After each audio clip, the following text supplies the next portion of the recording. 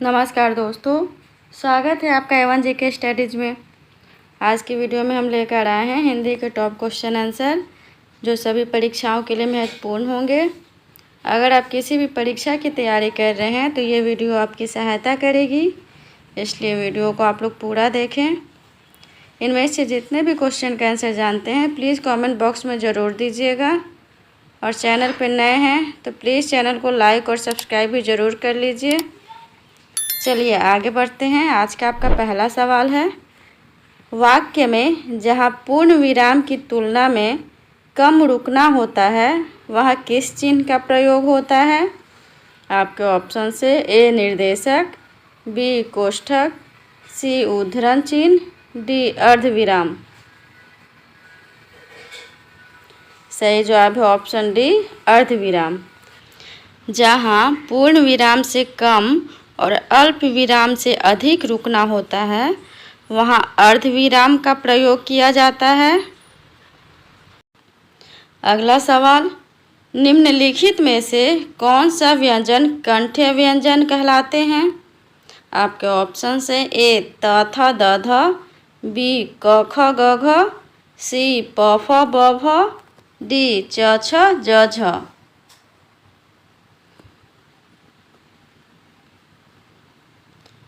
सही जवाब है ऑप्शन बी क ख ग घ। कंठ से उच्चारित होने वाले व्यंजन कंठ्य व्यंजन कहलाते हैं। क ख ग घ कंठ्य व्यंजन है। अगला सवाल, विश्व हिंदी दिवस कब मनाया जाता है? विश्व हिंदी दिवस कब मनाया जाता है? आपके ऑप्शन से ए 26 जनवरी, बी 15 जुलाई, सी 14 सितंबर, डी 10 जनवरी। सही जवाब है ऑप्शन डी 10 जनवरी। विश्व हिंदी दिवस प्रतिवर्ष 10 जनवरी को मनाया जाता है। इसका उद्देश्य विश्व में हिंदी के प्रचार प्रसार के लिए जागरूकता पैदा करना तथा हिंदी को अंतर्राष्ट्रीय भाषा के रूप में पेश करना है। अगला सवाल, हिंदी की मूल उत्पत्ति किससे मानी गई है?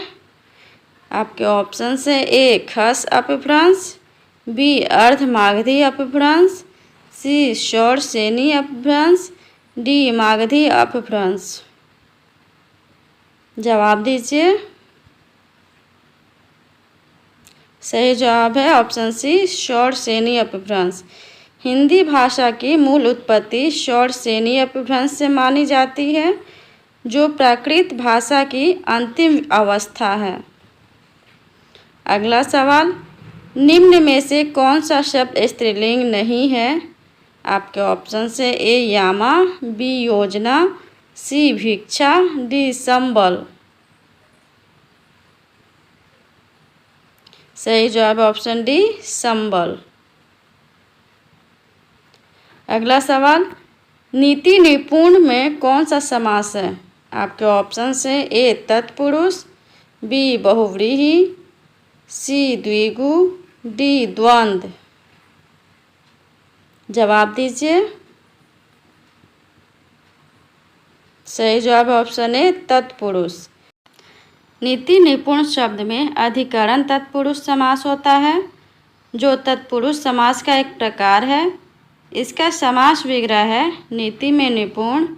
अधिकरण तत्पुरुष समास में या के लिए जैसे शब्दों का प्रयोग होता है। चलिए आगे बढ़ते हैं। अगला सवाल, इनमें से किस शब्द की वर्तनी शुद्ध है? बताइए इनमें से कौन सी वर्तनी शुद्ध है? ये सभी प्रश्न परीक्षा के दृष्टिकोण से बहुत ही महत्वपूर्ण हैं। सही जवाब ऑप्शन ए द्वारका। अगला सवाल, हिंदी भाषा में कुल कितनी लिपियां हैं? हिंदी भाषा में कुल कितनी लिपियां हैं? आपके ऑप्शन से ए 44, बी 48, सी 52, डी 56। सही जवाब ऑप्शन सी 52। अगला सवाल है, क्रिया के जिस रूप से क्रिया निष्पादन के समय का ज्ञान हो उसे क्या कहते हैं? आपके ऑप्शन से ए पक्ष, बी काल, सी भूतकाल, डी वाच्य। जवाब दीजिए। सही जवाब है ऑप्शन बी काल।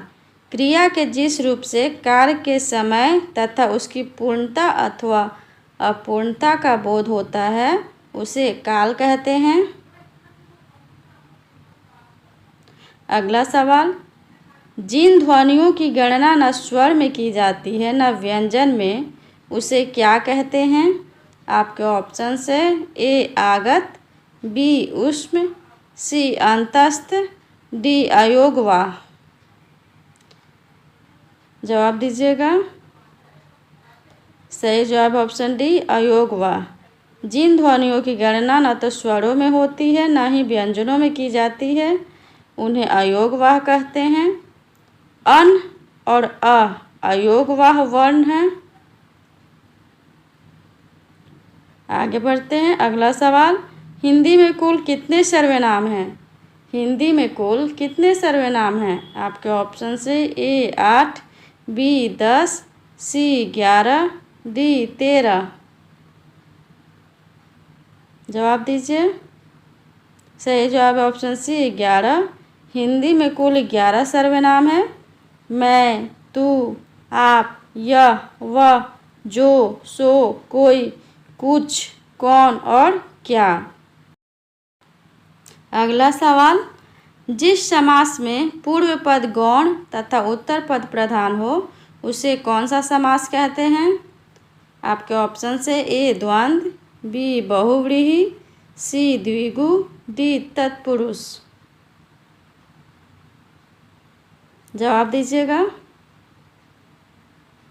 सही जवाब है ऑप्शन डी तत्पुरुष। जिस समास में पूर्व पद गौण तथा उत्तर प्रधान होता है उसे तत्पुरुष समास कहते हैं।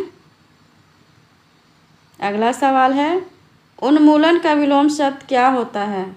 उन्मूलन का विलोम शब्द क्या है? आपके ऑप्शन से ए अवमूल्यन, बी विश्लेषण, सी रोपण, डी संश्लेषण। अपना जवाब कमेंट बॉक्स में ज़रूर दीजिएगा। सही जवाब ऑप्शन सी रोपण। उन्मूलन शब्द का विलोम शब्द रोपण होता है।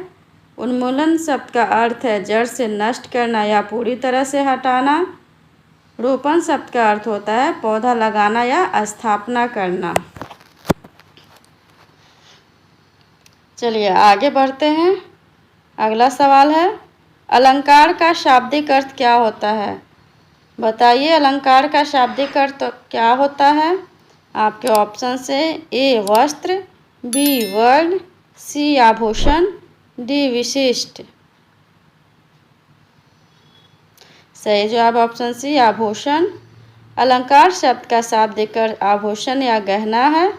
जिस तरह आभूषण से किसी व्यक्ति की सुंदरता बढ़ती है उसी तरह अलंकार से काव्य की शोभा बढ़ती है। आगे बढ़ते हैं। अगला सवाल, प्रेम सागर के रचनाकार कौन हैं? बताइए प्रेम सागर के रचनाकार कौन हैं? आपके ऑप्शन से ए सदल मिश्र, बी लल्लू लाल जी, सी राम प्रसाद निरंजनी, डी सदा सुखलाल।